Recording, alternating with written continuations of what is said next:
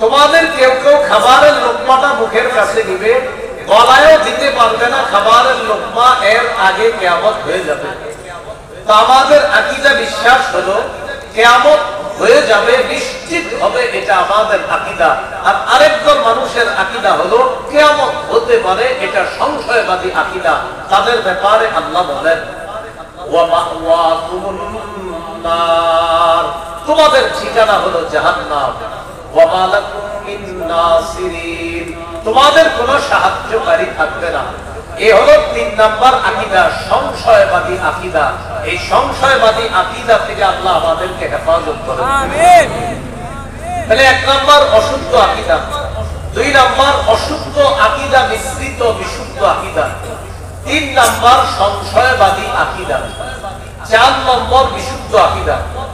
বিশুদ্ধ আকীদার ক্ষেত্রে মনে রাখা, কেউ যদি সরিষার দানা পরিমাণ ঈমান নিয়ে যেতে পারে, আল্লাহ একদিন না একদিন তাকে জান্নাত দান করবেন। সহিহ বুখারী বর্ণনা ৬৫৭৩ নম্বর হাদিস। এই হাদিসের মধ্যে আছে কিয়ামতের মাঠ যখন আল্লাহ কায়েম করবেন, প্রথমে আল্লাহ একটা ঘোষণা করবেন, মান কানা ইয়াবুদু শাইআন ফালইত্তাবি'। দুনিয়াতে যে যার ইবাদত করত সে যেন আজকে তার অনুসরণ করে। ফামান কানা ইয়াবুদু শামসা ইয়াত্তাবি', যে ব্যক্তি দুনিয়াতে সূর্যের পূজা করত সে যেন সূর্যের অনুসরণ করে। ওয়ামান ইয়াত্তাবি'ু মান কানা ইয়াবুদুল কমার, যে ব্যক্তি চন্দ্রের পূজা করত সে চন্দ্রের অনুসরণ করবে। ওয়ায়াত্তাবি'ু মান কানা ইয়াবুদুত তাওয়াগীত, যে ব্যক্তি দেব দেবীর পূজা করত দুনিয়ার মধ্যে সে আখিরাতে দেব দেবীর অনুসরণ করবে। এরপর আল্লাহ রাব্বুল আলামিন কুল সিরাত তৈরি করবেন। ইমাম বুখারী রাহমাতুল্লাহি আলাইহি শিরোনাম আনছেন বাবুস সিরাত ইসমু জাহান্নাম। কুল সিরাত হলো জাহান্নামের উপর দিয়ে একটা ব্রিজ, কিয়ামতের মাঠ থেকে এই ব্রিজ পার হয়ে মানুষ জান্নাতে যেতে হবে। এই পুলটার উপরে কাঁটা থাকবে।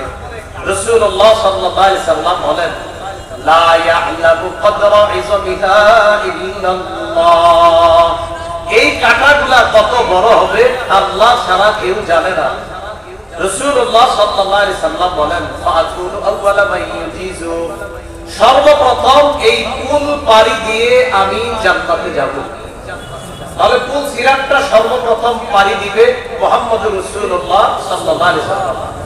এখন যে বিষয়টা দেখেন, একদল মানুষ জান্নাতে যাবে আর একদল জাহান্নামে। কিছু ঈমানদার আছে তারা বিভিন্ন অপরাধের কারণে বিভিন্ন মেয়াদে সাজা ভোগ করার জন্য তারা জাহান্নামে যাবে। তাদের ব্যাপারে আল্লাহর ফয়সালা, আখরিজু মান কানা ফি কলবিহি মিসকালু হাববাতিন মিন খারদালিন মিন ঈমান। আল্লাহ ফেরেশতাদেরকে বলবেন, যাদের অন্তরে সরিষার দানা পরিমাণ ঈমান আছে তাদেরকে জাহান্নাম থেকে বের করে জান্নাতে প্রবেশ করায় দাও। সরিষার দানা পরিমাণ ঈমানওয়ালাদেরকে ফেরেশতারা জাহান্নামে তালাশ করবে। প্রশ্ন হলো, ঈমানদাররাও আগুনের মধ্যে পড়বে, বেঈমানরাও আগুনের মধ্যে পড়বে। এখন এই যে ঈমানদার আর বেঈমান উভয়ের মধ্যে ঈমানদারদেরকে ফেরেশতারা চিনবে কিভাবে? রাসূলুল্লাহ সাল্লাল্লাহু আলাইহি সাল্লাম বলেন, ইউরাফুনা বিআলামাতি আসারিস সুজুদ, ঈমানদারদের কপালে সিজদার চিহ্ন দেখে চেনা যাবে তারা ঈমানদার। এখন প্রশ্ন, ঈমানদারের কপাল কি তাহলে পুড়বে না? বুখারীর বর্ণনায় নবী বলেন, ইন্নাল্লাহা হারামা আলান নার আন তাকুলা মিন ইবনি আদম আসারাস সুজুদ, আল্লাহ আগুনের উপর হারাম করে দিয়েছেন আগুন যেন আদম সন্তানের কপালটা সিজদার স্থানটা না খায়। জাহান্নামের মধ্যে কোন ঈমানদার সাজা ভোগ করলেও সিজদা দেওয়ার কারণে তার কপাল আগুন যেন পুড়াইতে না পারে, আগুনের উপর এটা আল্লাহ হারাম করে দিয়েছে। এখন কথা হলো, ঈমানদার যারা তারাও পুড়তে পুড়তে আদু হুমামা কয়লার মতো কালো হয়ে গেছে। এই মানুষগুলাকে আল্লাহ জাহান্নামের থেকে বের করে এদেরকে এই কয়লার মতো কালি অবস্থায় জান্নাতে দিবে না। কি করবে তাহলে? জান্নাতের দরজায় একটা নদী আছে, এই নদীটার নাম সঞ্জীবনী নদী। এই নদীর মধ্যে কয়লার মতো মানুষগুলাকে ডুব দেওয়ানো হবে, চুবানো হবে। এই মানুষগুলাকে ওই নদীর মধ্যে গোসল করানোর পর ফায়ামবুতুনা কানাবাতিল হিকমাতি ফি হামিলিস সাইল, প্রবাহমান স্রোতের মধ্যে আবর্জনার মধ্যে যেমন উদ্ভিদ উৎপন্ন হয়ে সজীব হয়ে যায়, ইমানদারদেরকে ওই নদীতে গোসল করানোর পর তারাও সজীব সুন্দর হয়ে জান্নাতে প্রবেশ করবে। এইভাবে তারা জান্নাতে যাওয়ার পর একজন ইমানদার বাকি আছে, এখনো জান্নাতে যায় নাই, সর্বশেষ ইমানদার। এই ব্যক্তির ব্যাপারে মুসলিম শরীফের মধ্যে আসছে, আগুন তাকে ধাক্কাইতে ধাক্কাইতে সামনের দিকে নিয়ে যাবে। সর্বশেষ জাহান্নামের কিনারায় যখন তাকে নিয়ে যাবে, একদম জাহান্নামের কিনারায়, বুখারীর বর্ণনায় মুকবিলুন বিওয়াজহিহি আলান নার, চেহারাটা আগুনের দিকে এইভাবে দিয়ে রাখবে। তো আগুনের দিকে যখন চেহারা থাকবে, ওই ব্যক্তি আল্লাহকে বলবে, ইয়া রাব্বি ক্বাদ কাশাবানি রিহুহা ওয়া আহরাকানি যাকাতুহা, হে আমার রব, আগুনের লু হাওয়া আমাকে ঝলসে দিয়েছে, জ্বলন্ত আগুন আমাকে পুড়িয়ে দিয়েছে। ইসরিফ ওয়াজহি আনিন নার, আল্লাহ আপনি আমার চেহারাটা আগুন থেকে একটু অন্য দিকে ঘুরায়া দেন।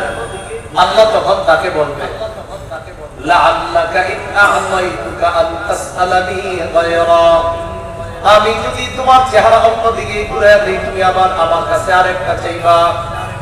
বান্দা জবাব দিবে, লা ওয়া ইজ্জাতিকা ইয়া রাব্বি লা আসআলুকা গায়রা, আল্লাহ আপনার ইজ্জতের শপথ, আপনার কাছে আর কিছুই চাইবো না।